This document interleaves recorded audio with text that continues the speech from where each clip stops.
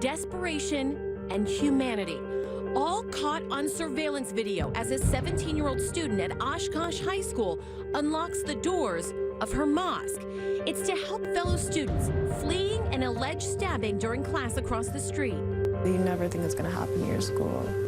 It was just crazy. It didn't register. It just like it couldn't happen. Duaa Ahmad was in class when a 16-year-old at her Wisconsin high school allegedly stabbed the school resource officer, who in turn shot the student.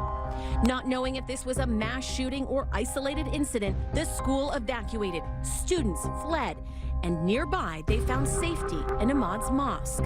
We just happened to be here, and I'm sure that any facility, any business in Oshkosh or any would have done the same. Ahmad is seen quickly entering the security code, opening the doors, and shuttling her peers inside.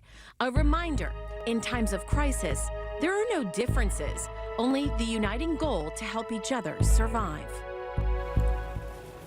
And joining me now, Duaa Ahmad, and the national spokesperson for the Ahmadiyya Muslim Community, Zafar. Thank you, both of you, for being with me. I really appreciate it. This is a story that's touched many people. And Duaa, I start with you. You know, I would imagine there are times when you are met with an unwelcomed response. What kicked in for you to do this for your classmates? I mean, well, first of all, I've actually had a lot of positive responses, especially in my community. We're a very, very welcoming community in Oshkosh. And I just quickly thought that since there was actually one of the students at my school said, since our mosque is right across from the school, he said to just run to the mosque. So of course, being the only one who knew the security code, all I thought was that I just had to enter the code and let as many people in as possible. And what was it like once you were in there?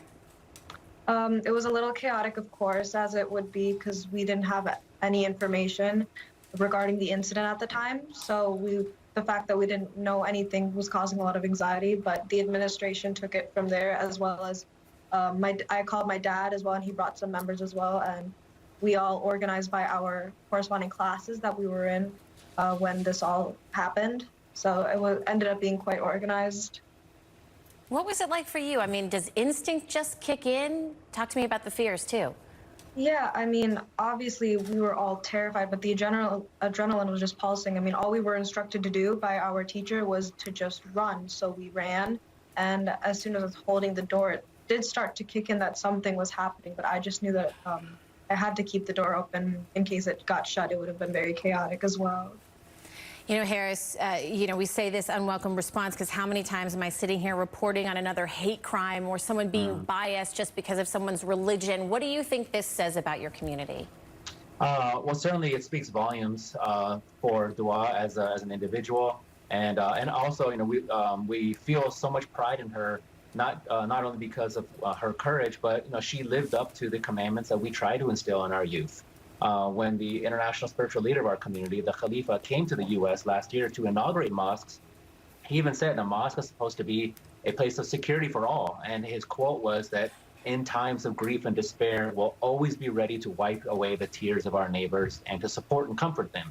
And so to see Duaa actually lived up to those that teaching of our leader meant a lot. And I think that shows that hopefully it can open people's eyes that your Muslim neighbors are here as your neighbors, and you know, our mosques are American mosques.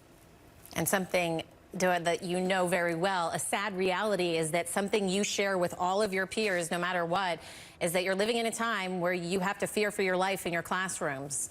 What do you hope changes after people see something like this, of just how this sadly unites all of you?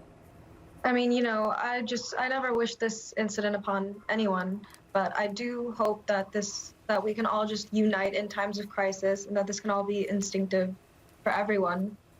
And our motto is actually love for all, hatred for none. So that is something that is second nature to me, and I hope that can also be a lesson for everybody as well. Oh, very well said, and I hope people at home are listening to that. Duaa and Harris, thank you so much for being with me. We appreciate it. Thank you so much. Thank you.